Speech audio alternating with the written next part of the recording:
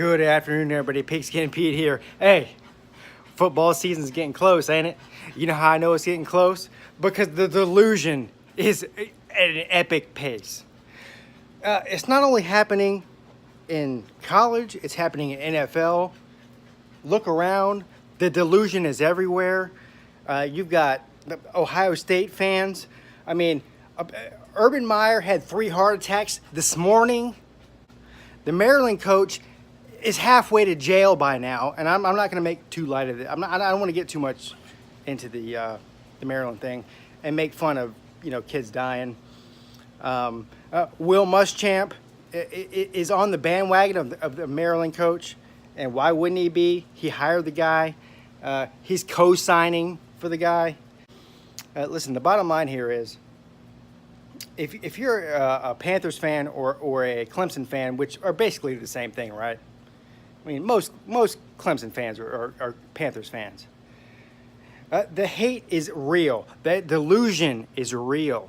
So the FPI came out, or as I call it, the Nerd Power Index, which is just basically a bunch of nerds somewhere playing Fortnite in a room, and they pick who's going to win the college football playoff this year, and they also pick who's going to win the Super Bowl.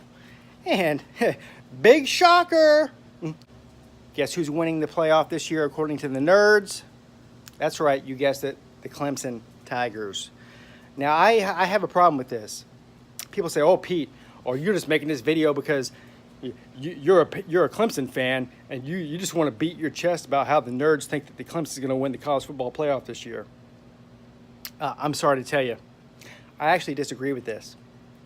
I don't disagree with the fact that Clemson's going to make the playoff.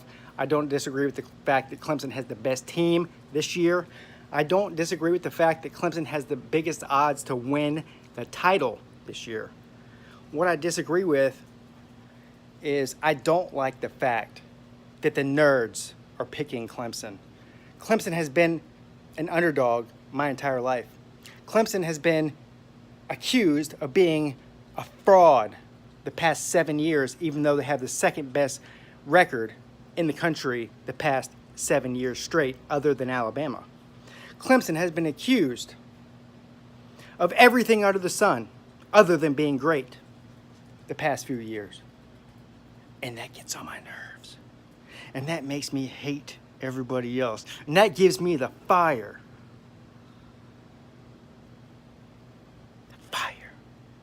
To jump on that Clemson train and give everybody else the big middle finger. But when the nerds come out and say it, that's a giant letdown to me, man. I think that this year is Dabo Swinney's defining year. I mean, if they don't win a title this year, is that going to define Dabo Swinney's career as the head coach of Clemson? No, of course it's not. What it's going to do, though, is prove, if they do win a title, that he's up there with Saban, that he's up there with Urban Meyer, even though I think he's a better coach than Urban Meyer. That's a whole nother video. But it proves that you can be considered to be the best, be expected to be the best, and still perform at a high level and be the best. There's a big difference between being an underdog and winning, when everyone says, oh, that's a great story. Oh, little Clemson came along and won a title. Good for them. Now they can go back to their hole being 8-8 again. No. No. Being the best, being expected to be the best, and winning is what matters. Ask Alabama. Ask Nick Saban. Ask Urban Meyer. Ask Ohio State. Big difference.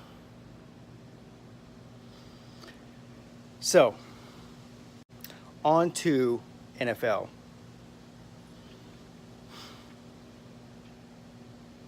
Atlanta.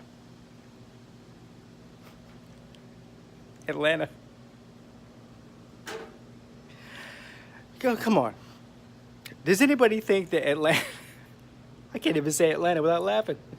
Does anybody think that Atlanta is serious? Matt Ryan, and listen, Matt Ryan's an ACC quarterback, and you know how much of an ACC homer I am. Matt Ryan is the most overrated quarterback in the NFL, folks. I'm sorry. Jimmy Garoppolo is a 10 times better quarterback than Matt Ryan, and Jimmy Garoppolo hasn't done nothing in the past 10 months other than screw porn stars. Still better. Deshaun Watson. Deshaun Watson played 6 games last year. Still better than Matt Ryan. Carson Wentz. Carson Wentz was on the sideline watching his team win the Super Bowl last year. Newsflash, still better than Matt Ryan. Jameis Winston is busy grabbing Uber drivers' crotches. Still better than Matt Ryan. Kirk Cousins gets traded. Still better than Matt Ryan. Tyrod Taylor gets traded to the Browns. Still better than Matt Ryan. Pigskin Pete has a mediocre YouTube channel. Still better than Matt Ryan. Let's put it this way. If I had Julio Jones, Devontae Freeman, Grady Jarrett, Vic Beasley, the offensive line of the Romans, I'd still be better than Matt Ryan. Hey, you guys remember that guy that played for Minnesota last year, Case Keenum, that got traded? That's right, you guessed it, still better than Matt Ryan. Steve Tannehill, I don't even know how to spell that. Still better than Matt Ryan. Baker Mayfield hasn't even thrown one single pass in the NFL yet. Still better than Matt Ryan. Blake Bortles. All right, I'll give you that much. Blake Bortles is not better than Matt Ryan. Matt Stafford, who has never won a playoff game in his history with the Lions. That's right, you guessed it, still better than Matt Ryan. Andy Dalton, the biggest joke in all of the NFL, the red BB gun, the red rifle even, still better than Matt Ryan. And of course, Cam Newton just walks around all day singing about Matt Ryan. This is what he says. I'll smack you off my balls with my big paw claws. Newsflash, Jalen Hurts will be drafted by the Falcons in the 2019 NFL Draft as the 32nd overall pick for the quarterback of the Falcons at quarterback. And guess what? Guess what? He'll still be better than Matt Ryan. Pigskin Pete checking out.